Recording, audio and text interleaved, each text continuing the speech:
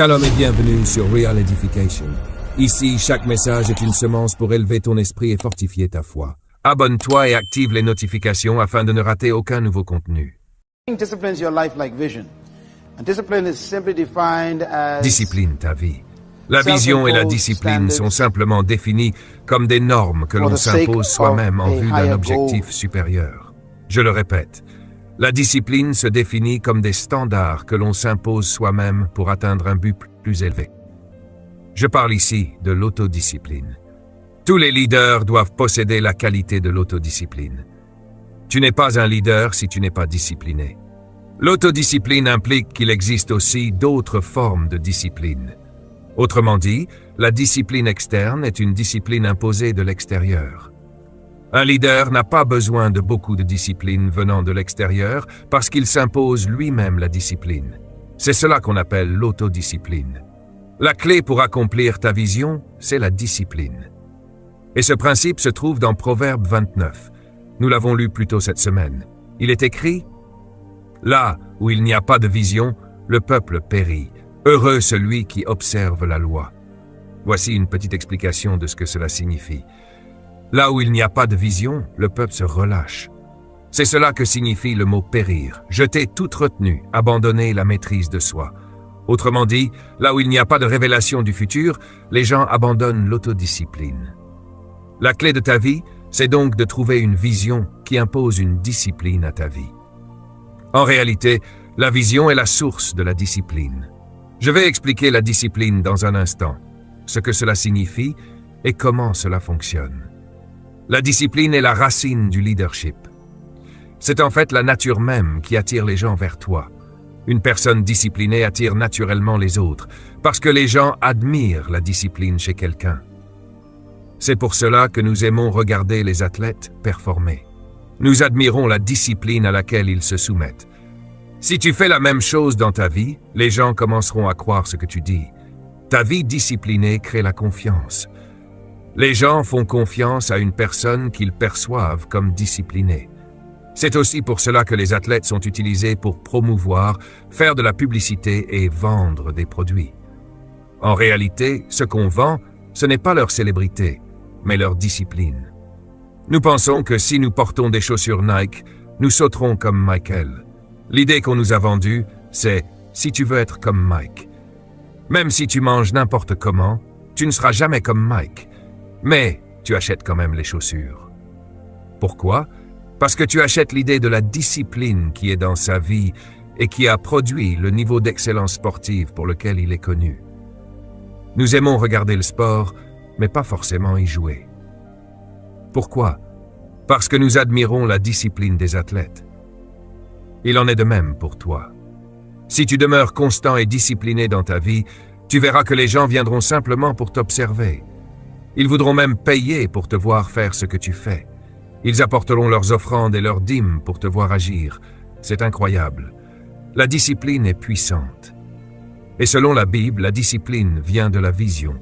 Un homme ou une femme sans vision claire pour sa vie mène une vie très relâchée. Mais une personne avec une vision mène une vie très étroite, très ciblée. C'est très important. Les personnes disciplinées vivent de manière très précise. Quand un homme ou une femme a une vision, sa vie devient très structurée, très serrée. Pourquoi? Parce que la vision simplifie la vie. Qu'est-ce que je veux dire par là? Il faudra plusieurs jours pour enseigner cela pleinement. Mais c'est extrêmement important. Quand tu saisis une vision, elle simplifie tout, absolument tout, parce que la vision contrôle tous tes choix par la suite. Une fois que tu sais où tu vas, tu sais automatiquement quelles routes ne t'y mèneront pas. Tu comprends cette affirmation? Si tu sais ce que tu dois faire, tu sais automatiquement ce que tu ne dois pas faire. La vision définit ce que tu dois faire dans la vie parce qu'elle te donne ton adresse permanente.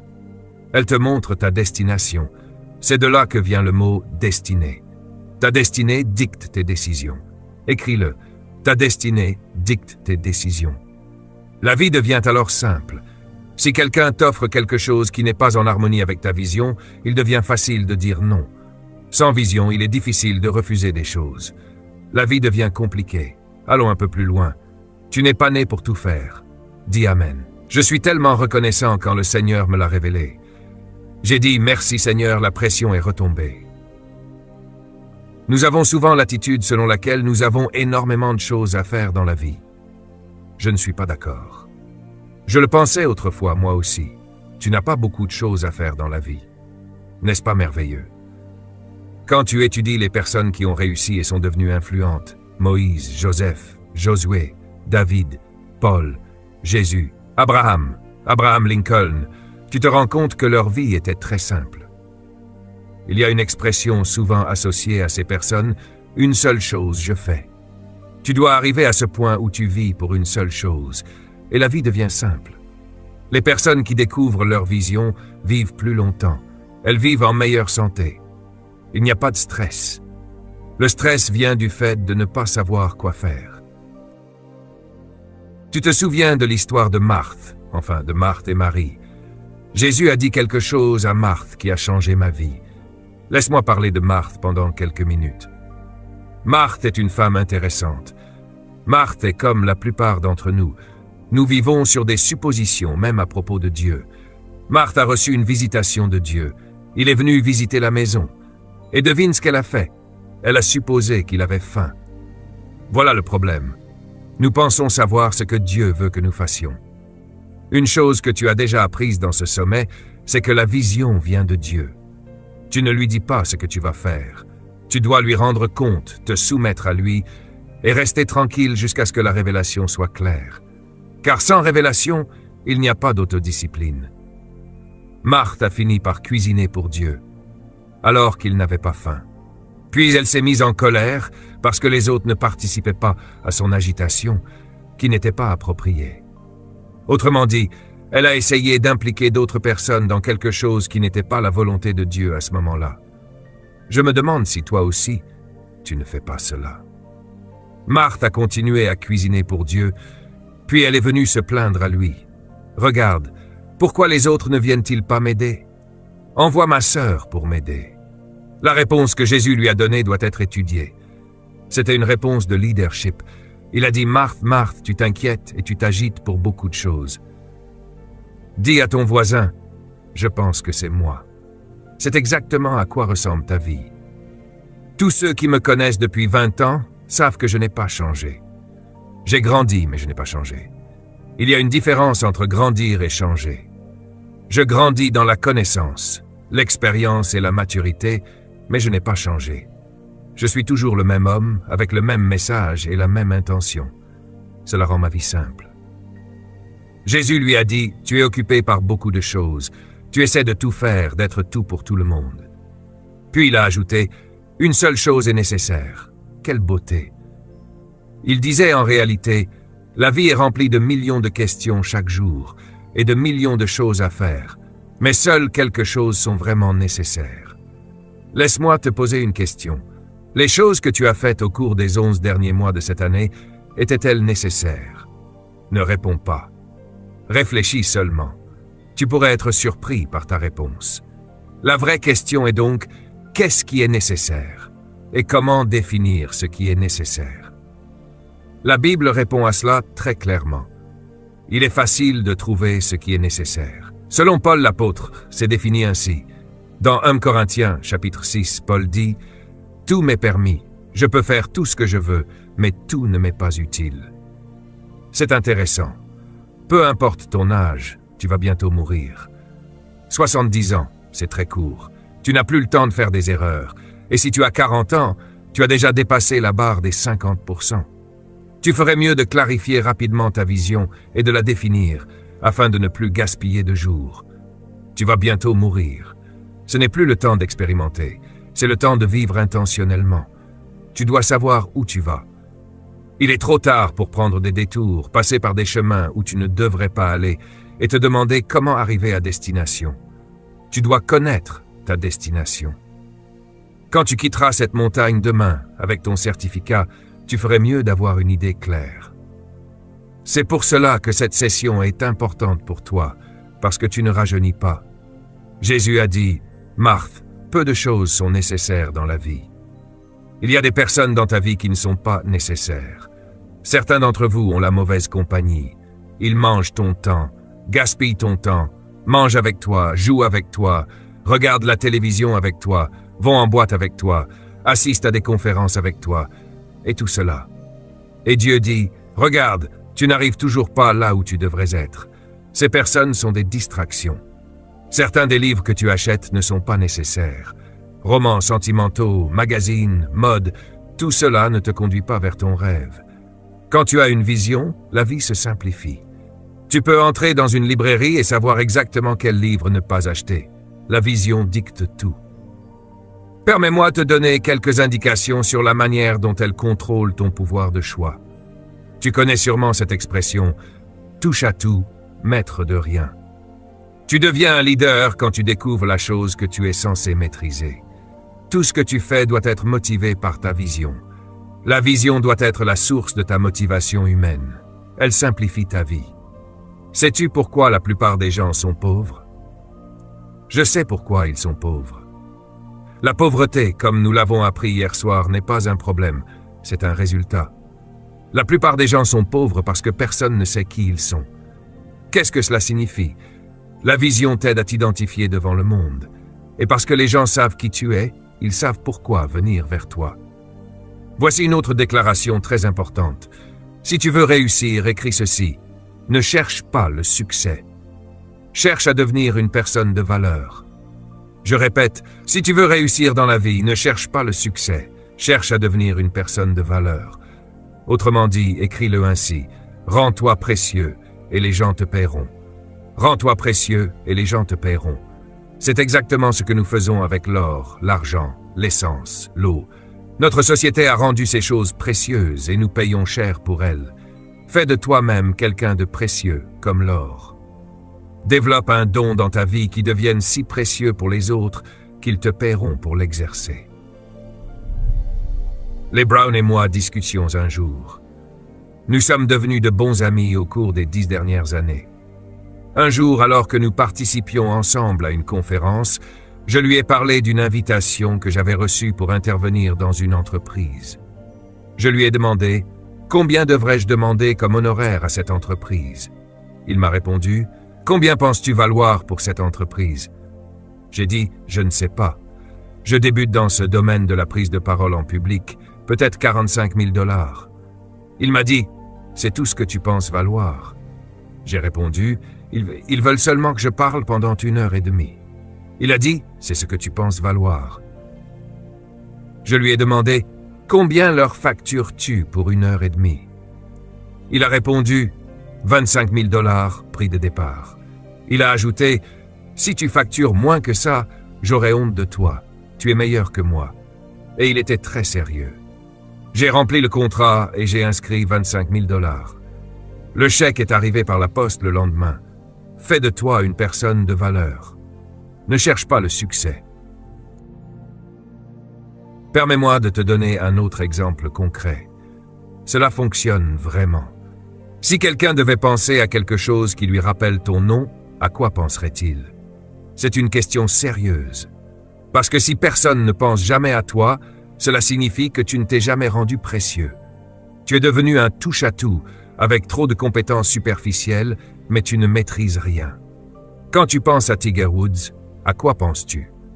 Quand tu penses à Michael Jordan, à quoi penses-tu? Quand tu penses à Barbra Streisand, à quoi penses-tu? Intéressant, n'est-ce pas? Tu penses à 2 choses, le jeu d'acteur et le chant. Elle a développé 2 dons. Mais quand on prononce ton nom, à quoi les gens pensent-ils? Le problème, c'est qu'ils ne pensent même pas à toi.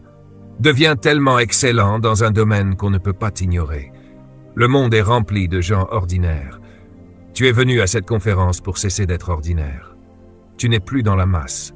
Tu dois rentrer chez toi et décider que pendant les 20 prochaines années, tu vas te tailler une place unique, une niche, où les gens devront te trouver et ne pourront pas t'ignorer. As-tu entendu Jésus parler? Il parlait avec une telle assurance. Il disait, « Je suis le pain de la vie. Si quelqu'un a faim, il se rendait précieux pour eux. » Il disait aussi, « Je suis l'eau de la vie.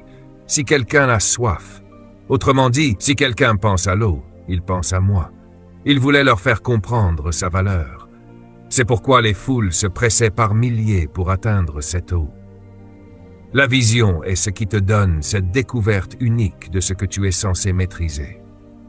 Dans mon livre sur le leadership et la vision, j'espère que tu t'en procureras un exemplaire et que tu le liras, j'explique que la vue est la capacité de voir les choses telles qu'elles sont, mais que la vision est la capacité de voir les choses telles qu'elles pourraient être. Maintenant, cette prochaine déclaration est très importante. Écris-la en lettres capitales. Toutes les véritables visions seront testées pour leur authenticité. Toutes les véritables visions seront testées pour leur authenticité. Si ta vision vient réellement de Dieu, la vie la testera pour prouver qu'elle est authentique. Alors, habitue-toi à l'idée des défis. Si ta vision est réelle, les épreuves ne viennent pas pour l'arrêter, mais pour la tester et prouver qu'elle est vraie. Si une vision est détruite par les épreuves, elle n'était probablement pas authentique. Parfois, ta vision peut même t'emmener en prison, mais tu dois y entrer avec elle et en sortir avec elle, comme Nelson Mandela. Imagine un instant que Nelson Mandela n'ait pas été sérieux dans sa lutte contre l'apartheid lorsqu'il se tenait dans ce tribunal, à l'âge de 24 ans, en tant que jeune avocat. Imagine qu'il ait dit « Tout cela n'en vaut pas la peine, je retourne à mon travail », qu'il continue à subir l'oppression. J'ai un bon emploi, je ne vis plus dans les bidonvilles, je vais être avocat en Afrique du Sud et gagner de l'argent. J'abandonne mon peuple. Il aurait pu dire cela. Mais sa vision était tellement authentique pour lui qu'il a dit « J'irai en prison et je perdrai ma vie d'adulte pour cette vision. » Combien es-tu prêt à payer pour conserver ce en quoi tu crois? La vision est puissante. Écris ceci.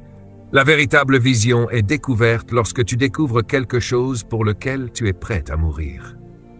Les leaders visionnaires posent cette question. Quel type d'histoire rêves-tu de laisser derrière toi? Dans cette session, nous allons parler de la manière d'écrire cette vision, mais voici quelques pensées préliminaires que tu dois garder à l'esprit. Qu'est-ce que tu aimerais faire pour écrire ta part de l'histoire? Autrement dit, fais quelque chose qu'on ne pourra pas effacer de l'histoire. Et tu n'as pas besoin de faire des choses énormes ou spectaculaires. Nous pensons toujours qu'il faut faire quelque chose de grandiose. Par exemple, la femme qui a versé le parfum sur le corps de Jésus. Tu te souviens de ce que Jésus a dit à son sujet? C'était un acte tellement simple. Elle a pris un parfum, probablement un liquide d'embaumement, car Jésus a dit que c'était pour son ensevelissement. L'odeur était si forte qu'on savait ce que c'était. C'étaient des épices très précieuses venant d'Afrique du Nord et d'Asie, des produits importés, extrêmement coûteux. Elle avait un petit flacon qui vaudrait aujourd'hui environ 155 000 $. Elle a pris ce parfum et l'a versé sur le corps de Jésus. C'était un acte simple. Puis elle a disparu de l'histoire. On ne connaît même pas son nom avec certitude. Certains supposent que c'était Marie de Magdala, mais le texte ne le précise pas clairement.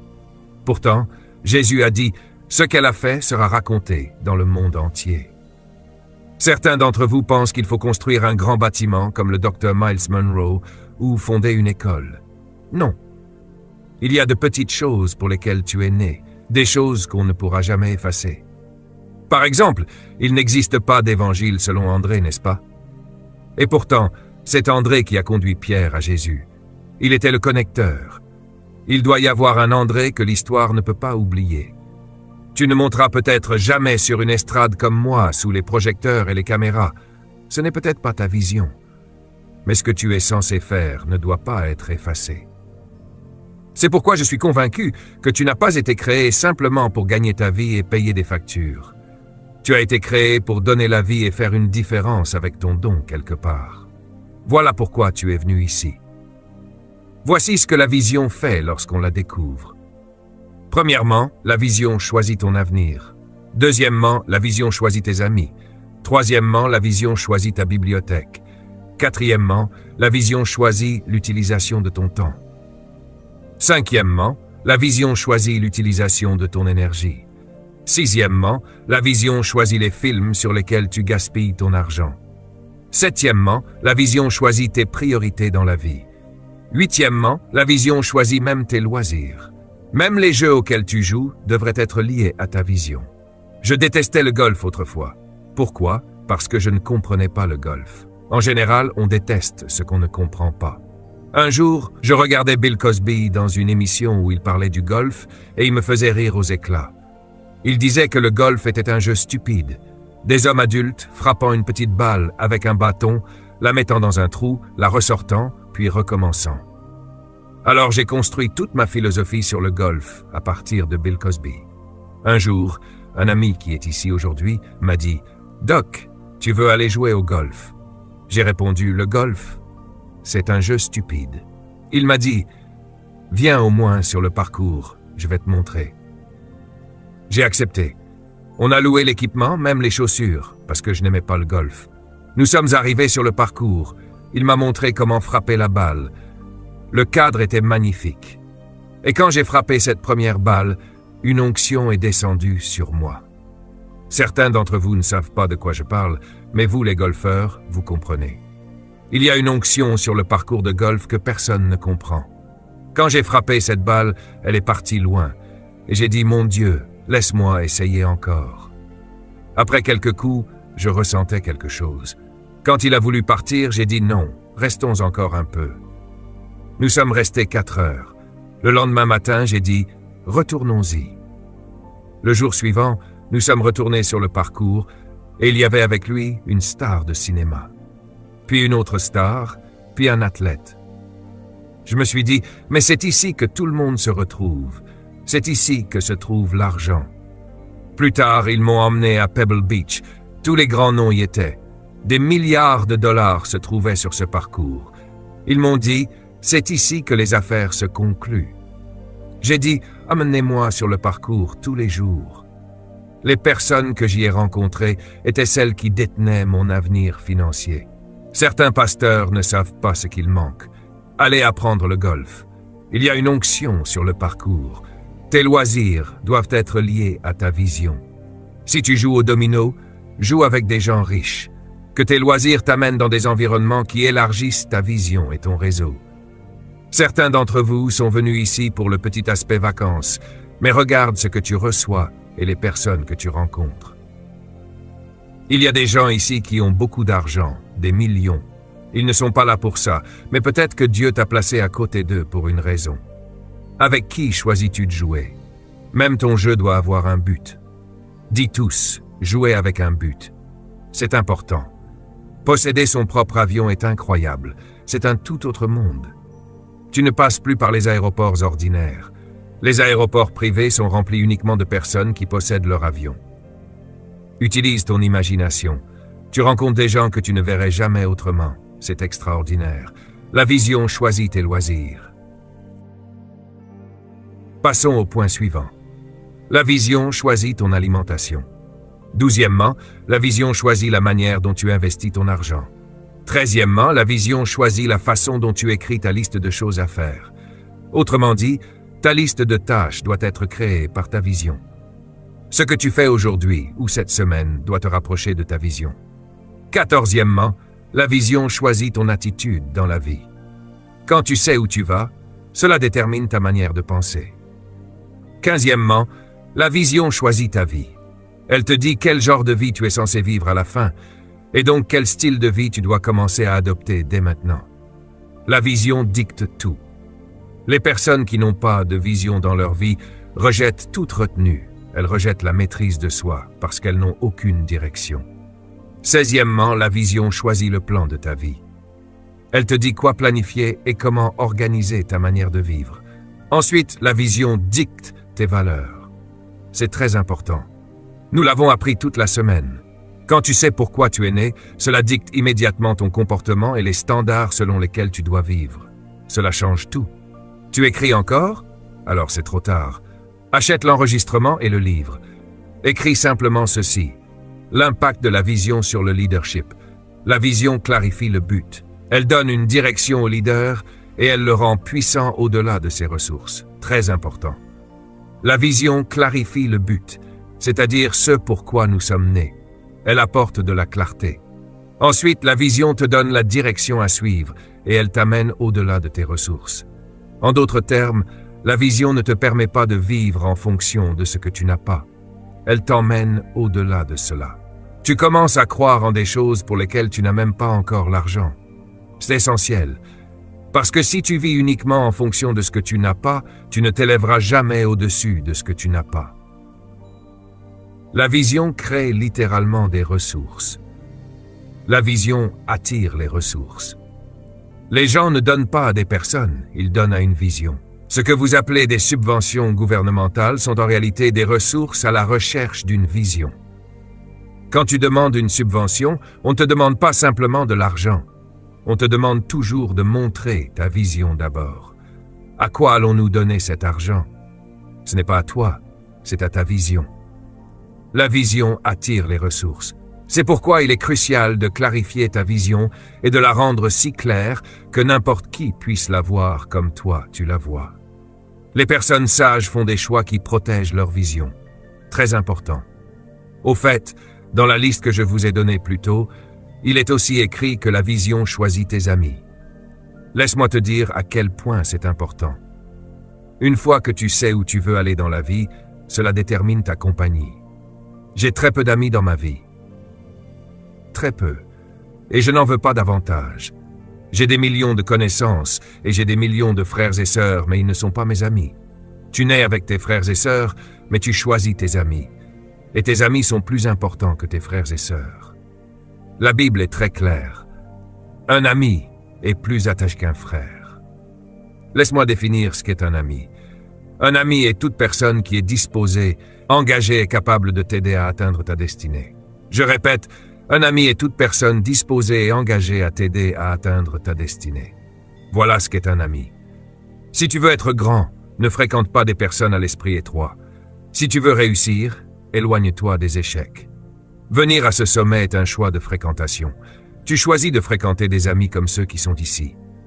Tu viens ici, et ton rêve, ta vision sont stimulés, fertilisés, arrosés, encouragés. Voilà le genre d'amitié que tu veux. Pour moi, le meilleur exemple d'amitié dans la Bible est celui de Marie et Élisabeth. J'en parle tout le temps.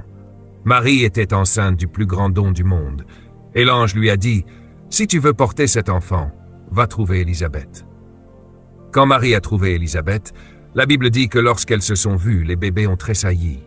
Ne reste pas avec quelqu'un qui ne fait pas tressaillir ton bébé.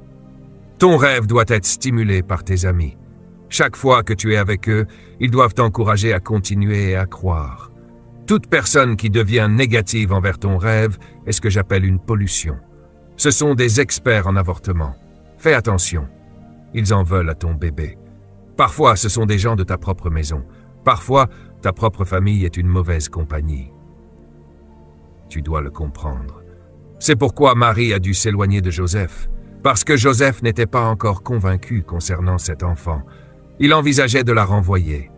Il y a des amis que tu as laissés chez toi avant de venir ici, et quand tu redescendras de cette montagne, tu devras redescendre de l'autre côté. Je ne plaisante pas. Ce que tu as entendu ici cette semaine, tu dois le protéger. Tu n'aurais jamais dû venir ici si tu voulais garder tes anciens amis. Écris ceci. Tu peux dépasser tes amis. Beaucoup d'entre vous ne réalisent pas à quel point votre entourage est dangereux. Alors laisse-moi te donner un autre principe.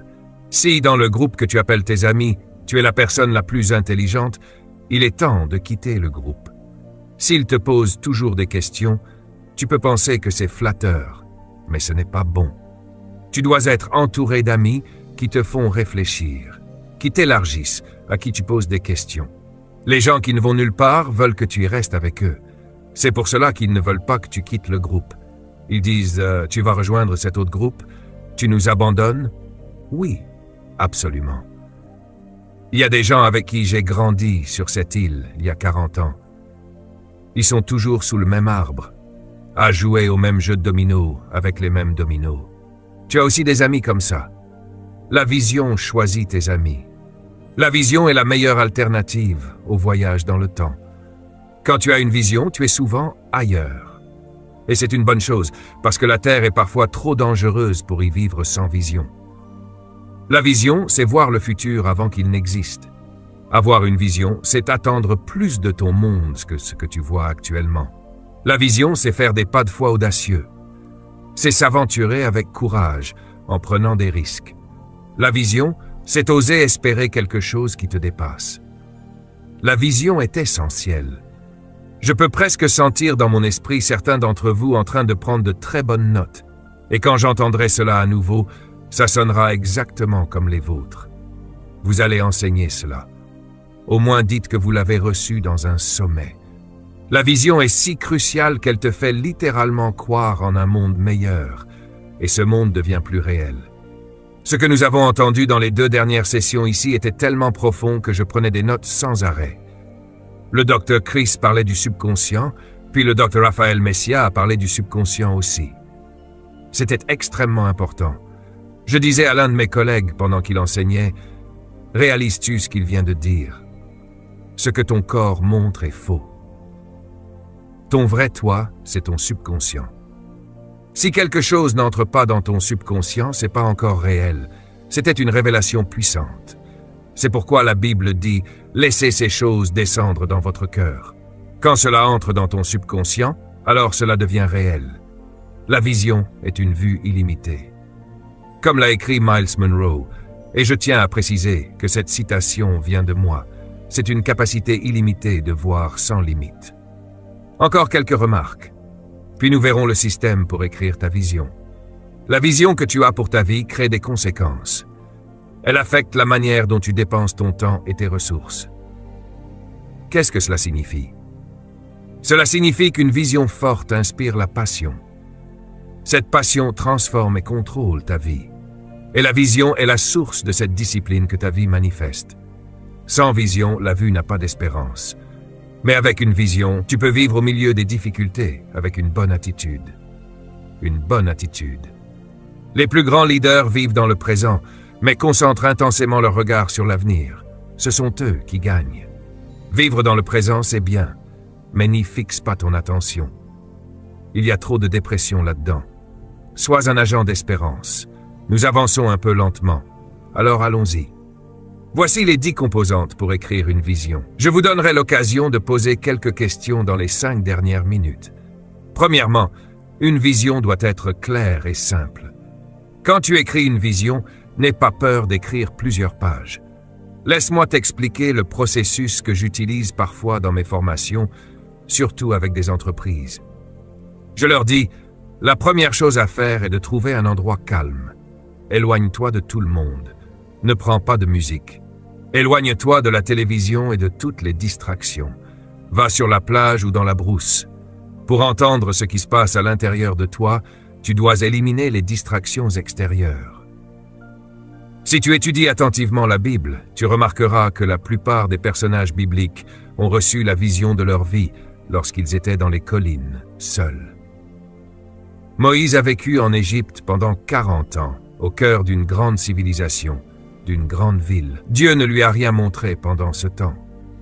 Mais lorsqu'il s'est retrouvé fugitif dans le désert, avec des moutons qui ne pouvaient pas lui parler, dans une terre aride, Dieu a dit « Maintenant, je l'ai ». David était dans les collines avec les moutons, sans rien à faire toute la journée, pendant qu'il paissait. Il adorait Dieu, et Dieu lui a donné une vision. Joseph était dans les collines, sans lumière de ville, sans centres commerciaux, sans distraction. Et Dieu lui a montré son rêve. La raison pour laquelle tu ne vois pas, c'est que tu regardes trop. Ton cœur ne peut pas voir parce que tes yeux ont trop de distractions. Si tu veux écrire ta vision, tu dois d'abord la capter. Et tu la captes en te positionnant dans un endroit où tu peux entendre ce que Dieu te dit depuis des années. Je veux insister sur ceci. Ta vision n'est pas à l'extérieur de toi. Dieu a caché ton avenir là où tu ne peux pas le manquer. On vous a dit, par la religion, va chercher la volonté de Dieu. Alors depuis 30 ans, vous passez de ce prophète à cet autre prophète, de cette réunion à cette autre réunion, de cette conférence à cette autre conférence, de cette croisade à cet évêque, puis à un autre évêque. Vous essayez de trouver votre raison d'être. Certains d'entre vous sont même allés, j'ose le dire, jusqu'à l'astrologie, aux lignes d'assistance, à toutes sortes de choses, pour essayer de comprendre pourquoi vous êtes nés. Et Dieu dit, c'est absurde. Il existe 3 livres que je vous recommande vivement d'acheter. 3 livres sur le potentiel. Achetez-les tous les 3 et lisez-les dans cet ordre. Le premier, comprendre votre potentiel. Lisez celui-là en premier. Ensuite, le deuxième, libérez votre potentiel. Puis le troisième, maximisez votre potentiel. Pourquoi? Parce que j'ai passé 30 ans à étudier ce sujet et j'ai découvert que la vie est très simple. La vie est simple. Dieu a caché tout ce qu'une chose est censée devenir à l'intérieur d'elle-même. Ainsi, ton avenir n'est pas devant toi, il est enfermé à l'intérieur de toi. Une forêt n'est pas devant la semence, elle est dans la semence. Ton avenir est en toi, il a toujours été là. Mais il y a trop de bruit. À peine rentré chez toi, tu allumes la télévision. Dans la voiture, le bruit. À peine sorti de la voiture, les amis parlent.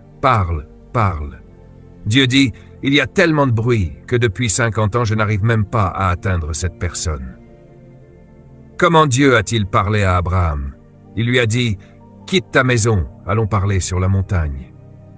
La raison pour laquelle tu n'arrives même pas à découvrir ce pourquoi tu es né, c'est que tu ne prends jamais le temps de le découvrir. Parfois, c'est pour cela que Dieu permet que tu tombes malade et que tu sois alité à l'hôpital pendant quelques semaines. Là, enfin, tu entends la voix de Dieu pour ta vie parce que tu ne prends jamais le temps. D'ailleurs, achète ce livre sur la prière. Il est très important. Dieu ne joue pas à cache-cache avec nous. Il veut que tu saches pourquoi tu es né. C'est pourquoi tu dois l'écrire. Tu dois l'écrire. Maintenant, à propos de ce livre sur la prière, écris ceci s'il te plaît. Cela va choquer certains d'entre vous. Méditation. Écris-le. La méditation est l'aspect le plus important de la prière. Qu'est-ce que la méditation? La plupart d'entre vous ne méditez jamais. Vous parlez trop dans la prière. Vous n'entendez jamais Dieu pendant que vous parlez. 99% de votre prière, c'est vous qui parlez. Et quand vous avez fini de parler, pour vous, l'exercice est terminé. Alors vous partez. Achetez ce livre. Ton rêve ne t'est jamais révélé pendant que tu parles. Et nous pensons que la prière, c'est parler. Que Dieu ait pitié de nous. Quand tu rentreras chez toi, sois différent. Quand tu prieras, prie 10 minutes, puis reste assis 60 minutes et écoute. Tu seras étonné de voir à quel point Dieu parle fort quand enfin il peut parler. La prière, c'est toi qui parles. La méditation, c'est toi qui écoutes. Imagine que tu viennes me voir pour me demander quelque chose. Tu me dis tout ce que tu veux, puis tu pars sans me laisser te répondre. C'est absurde, n'est-ce pas? Nous faisons cela à Dieu tout le temps. Et Dieu dit, « Attends, ne pars pas, je ne t'ai pas encore répondu. Où vas-tu? » Mais tu es déjà parti, pensant avoir fini ton temps de prière. Puis tu demandes, « Seigneur, pourquoi je n'entends pas ta voix? Pourquoi je n'ai pas de direction? » Dieu répond, « Parce que tu ne restes pas pour recevoir la direction. Tu me donnes des instructions. » Tout ce que je sais a déjà été déposé en moi, parce que cela est sorti de moi. Deuxième étape. Écris tous tes désirs sur papier. Tous. C'est très important. Tu pourrais finir avec 10 pages. Ne t'inquiète pas, nous ne sommes pas encore au stade de la simplification. Écris tout ce que tu aimerais accomplir avant de mourir. Mets tout sur papier. Moi, quand j'ai fait cet exercice adolescent, j'avais environ 8 ou 9 pages. Ne panique pas. Tu fais simplement sortir tes désirs.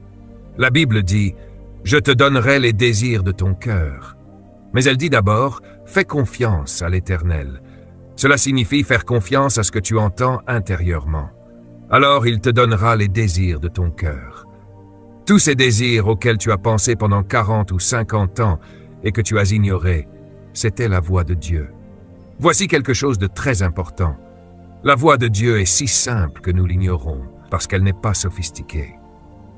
Tu as déjà entendu des hommes de Dieu dire « Le Seigneur m'a parlé la semaine dernière ». Et toi, tu te dis « Pourquoi il ne me parle jamais ?» Tu penses que ce sont des gens super spirituels. Laisse-moi détruire ce mythe. Tout ce qu'ils veulent dire, c'est « J'ai eu une idée qui ne voulait pas partir ». Si c'est le cas, alors Dieu te parle depuis très longtemps. Ne mystifie pas cela. Ta vision, ce sont les pensées qui ne te quittent pas.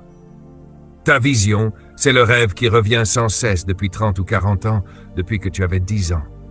Ta vision, c'est ce désir profond de faire quelque chose qui revient encore et encore. Je ne parle pas du désir d'avoir une maison ou une voiture.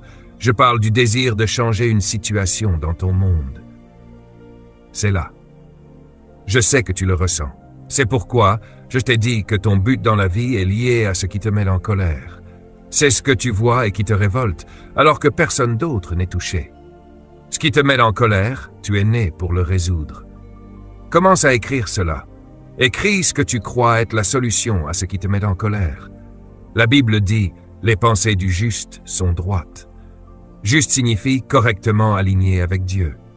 C'est pourquoi tu fais confiance au Seigneur. Tu t'alignes correctement et alors il te donne ce qui sort de ton cœur. C'est pour cela que tu es venu à ce sommet. Il y a des désirs dans ton cœur que tu veux accomplir et ils sont en train d'être affinés ici. Le soir, dans ta chambre d'hôtel, tu regardes l'océan et tu te dis « Mon Dieu, qu'est-ce que je fais ici ?» Tu ressens des choses qui te font peur, mais ce sentiment est bon. N'aie pas peur de rêver pendant que tu es ici. Et surtout, écris-le. Quand tu as écrit tous tes désirs, tu auras beaucoup d'informations sur papier. Ensuite, tu devras simplifier ces pages pour en faire des phrases simples. Tu peux avoir 7 ou 8 choses qui te tiennent vraiment à cœur. Écris-les, puis simplifie-les en phrases claires. Quand j'ai fait cela adolescent, j'avais une passion, voir les jeunes transformés. J'ai écrit cela. Puis je me suis demandé comment le faire. J'ai pensé à la musique, parce que j'avais ce don naturel. Alors j'ai écrit « Je vais écrire de la musique pour attirer les jeunes ». Puis j'ai simplifié encore. Je vais former un groupe qui produira une musique chrétienne contemporaine pour attirer les jeunes et leur parler de Dieu. La vision est devenue plus claire. Nous avons formé un groupe. La musique attirait les jeunes. 4 ou 5 000 adolescents se rassemblaient sur cette île pour écouter notre musique. Ils ont donné leur vie à Dieu. J'avais 16 ou 17 ans. Puis, un problème est apparu. Que faire de ces jeunes? Ils ne fréquentaient pas les églises, la vision a grandi. Nous avons dû collaborer avec des églises, puis créer des rencontres le samedi soir, des cafés, des lieux de rassemblement. À mesure que la vision se simplifie, elle grandit, parce qu'elle crée de nouvelles opportunités pour résoudre de nouveaux problèmes. Aujourd'hui, nos organisations valent des millions. Mais tout a commencé avec 7 personnes dans mon appartement pour résoudre un seul problème. Proverbe 19, 21 dit « Il y a beaucoup de projets dans le cœur de l'homme, mais c'est le dessein de l'Éternel qui s'accomplit. » La vision doit être capturée. Paul dit « Capture toute pensée et amène-la à l'obéissance de Christ. » Cela signifie « Ne te contente pas de penser. Capture ces pensées, compare-les à la parole, et si elles sont alignées, garde-les, peu importe la taille du rêve. Si une pensée va à l'encontre de ce que tu sais de Dieu, rejette-la. Mais si elle est en accord avec sa parole, accroche-toi-y. Si tu as l'idée de construire une école pour garçons ou pour filles, vérifie dans la Bible si Dieu est contre cela. S'il n'est pas contre, commence à écrire ton rêve. C'est ton devoir. Donc, si j'ai l'idée de braquer des banques et que j'ai un grand rêve sur la manière de le faire efficacement, je compare cela avec la Bible. Tu ne voleras point. D'accord. Donc, ce n'est pas Dieu. Tu vois, c'est pas difficile de discerner la volonté de Dieu pour ta vie. Tu me suis? Si ton désir est d'être multimillionnaire juste pour être riche, jouer au golf, faire du bateau toute ta vie, sans aucun lien avec la parole de Dieu, personne n'est touché. Personne n'est sauvé. Cela n'accomplit pas la grande commission. Avoir 1 milliard sur un compte bancaire ne sauve personne. Donc ce n'est pas une vision venant de Dieu. La Bible dit « Renverser les raisonnements et toute pensée élevée qui s'élève contre la connaissance de Dieu et amener toute pensée captive à l'obéissance de Christ. » Capture-la. Deuxième étape, simplifie. Troisième étape, documente-la. Documenter signifie l'écrire, la mettre dans une forme que tu comprends clairement. Ton objectif est de résumer tout le but de ta vie en une seule phrase. Cela peut prendre du temps, mais c'est possible. Tu dois réduire ta vie à une seule phrase. Écris-le. Si je peux vous amener à ce point, alors j'aurai réussi cette dernière session. Réduis ta vie à une phrase. Autrement dit, tu dois identifier tes dons et tes talents et les résumer en une seule phrase, au point de pouvoir dire « Voilà qui je suis. Voilà ce que j'apporte au monde. Voilà ce que je donne à ma génération. Voilà ce que le monde attend de moi. » Ça, c'est ta vision. Ensuite, tu dois communiquer cette phrase simple. Mets-la dans une brochure. Fais-en une plaque. Affiche-la partout où tu es. Parlant aux gens. Je vous l'ai dit plus tôt cette semaine, les gens existent pour vous aider, mais ils doivent d'abord vous trouver. Ensuite, fais un plan basé sur cette phrase. Un plan, c'est ta stratégie pour atteindre ta vision. Au fait, j'ai appris quelque chose sur la planification. Dieu ne planifie pas pour toi. Point suivant, révise ta vision. Remarque que le mot révision contient le mot vision. Re signifie revenir en arrière. Réviser ta vision signifie revenir régulièrement pour vérifier si tu es toujours sur la bonne voie. Dieu peut ajuster certaines choses, voire en modifier certaines. N'aie pas peur de donner à Dieu quelque chose à ajuster. Enfin, évalue ta vision. Évaluer ta vision signifie t'examiner continuellement. Est-ce que je fais réellement ce que j'ai dit être né pour faire, ou est-ce que je m'en écarte? Quelques conseils. Premier conseil, ton plus grand ennemi, c'est la distraction. Deuxième conseil, la plus grande distraction n'est pas les mauvaises choses, mais les bonnes choses. La plus grande distraction de ta vision n'est pas de faire le mal, mais de faire le bien. C'est une leçon très importante. Enfin, la vision vient par phase. Elle s'accomplit par phase. J'utilise un terme dans mon livre, phasal. J'ai créé ce mot. La vision est phasale. Cela signifie que Dieu donne la vision par étapes et qu'elle s'accomplit par étapes. Ce que tu fais aujourd'hui, tu ne le feras peut-être pas dans 10 ans. Ce n'est peut-être qu'une phase de la vision. Dieu l'élargit. Dans mon livre sur le leadership, j'ai écrit un chapitre sur le leadership intentionnel. Lis ce chapitre 2 fois. J'y explique que le plus grand ennemi du juste, c'est le bien. Écris-le. Le plus grand ennemi de ce qui est juste n'est pas ce qui est faux, mais ce qui est bon. Satan sait que tu es trop intelligent pour faire ce qui est mal. Alors il se concentre sur le fait de te faire faire quelque chose de bien. Quand tu fais quelque chose de bien, tu penses faire ce qui est juste. Mais tu es né pour découvrir ce qui est juste pour toi. Quand tu découvres ce qui est juste pour toi, alors c'est cela qui est juste. Tout le reste peut être simplement bon ou mauvais. Être occupé par une bonne chose n'est pas un substitut à la bonne chose essentielle. Reste fidèle à ce pourquoi tu es né. Cela signifie que tu ne dois pas accepter toutes les opportunités qui se présentent, même si elles sont bonnes. Écoutes-tu. Ne laisse pas les gens entrer dans ta vie et changer ta vision pour faire quelque chose de bien avec eux. Voici une phrase que je dis souvent et que je vis. Apprends des autres, mais ne deviens jamais eux. Apprends des autres, mais ne deviens jamais eux. Il est important d'apprendre des autres, mais nous ne voulons pas que tu sois comme nous. Nous voulons que tu sois toi-même. La plus grande joie de la vie, c'est d'être soi-même. J'ai encore beaucoup de choses à vous dire, mais vous ne pourriez pas les supporter maintenant. Êtes-vous heureux d'être venu ici aujourd'hui? Est-ce que quelqu'un se sent enceinte? Dis oui. Mon cerveau est enceinte et il va accoucher. La plus grande chose que tu puisses découvrir dans la vie, c'est toi-même. Ce que tu fais aujourd'hui n'est pas tout ce pourquoi tu es né. Ton plus grand ennemi de progrès en ce moment, c'est ton dernier succès. J'ai peur du succès. Les événements réussis me font peur, parce que le succès peut t'empêcher de progresser vers ce pourquoi tu es vraiment né. Ce pourquoi tu es né est bien plus grand que ce que tu fais actuellement. Peu importe à quel point tu te crois grand aujourd'hui, ne reste pas bloqué là-dedans. Tu es formidable. Certains d'entre vous ont pris une semaine de congé pour être ici. Quand tu retourneras au travail, tu auras une excellente journée. Souviens-toi simplement que ce travail n'est pas ton adresse permanente. Retourne au travail avec une bonne attitude, dis-leur « Profitez de moi tant que je suis là ». Je sais que vous ne pouvez pas me payer à ma juste valeur, mais je serai là pour un temps.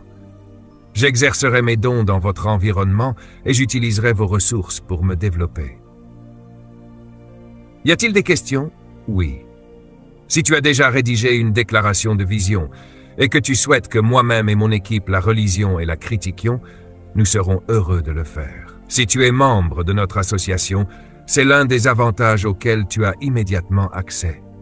Nous pouvons aller encore plus loin. Si tu rejoins l'association, nous t'offrirons également des conseils mensuels à travers nos lettres d'enseignement pour leaders. Tu pourras nous envoyer ta déclaration de vision par email, nous la relirons et nous te renverrons nos commentaires pour t'aider à l'améliorer et à la préciser. Si tu n'es pas sûr de la manière de la formuler, nous serons heureux de t'aider. Nous voulons que tout le monde atteigne le sommet, et tu fais partie de ceux qui méritent d'y arriver. À quel niveau faut-il adhérer? Cela n'a pas vraiment d'importance. Dès que tu rejoins l'association, tu as accès à nos ressources. Il existe différents avantages selon les niveaux. Nous en parlerons demain lors de la session de clôture et de la cérémonie de graduation. Pour l'instant, concentrons-nous sur la vision. Oui, et aussi sur la mission et le but. C'est très important. Je n'ai pas eu le temps d'y venir, mais écris ceci. Le but, la mission et la vision sont différents. La différence entre eux est très importante. Cela coûte cher. Et cela en vaut la peine. Quand je marche à travers la vallée de l'ombre de la mort, je ne crains véritable preuve de la présence du Saint-Esprit dans une vie est la puissance. Votre vie doit être contrôlée par ce qui est bénéfique. Ne pleurons jamais lorsque nous sommes confrontés à des défis. Nous nous tenons debout et regardons le diable droit dans les yeux et disons, quoi que tu fasses, je suis plus que vainqueur.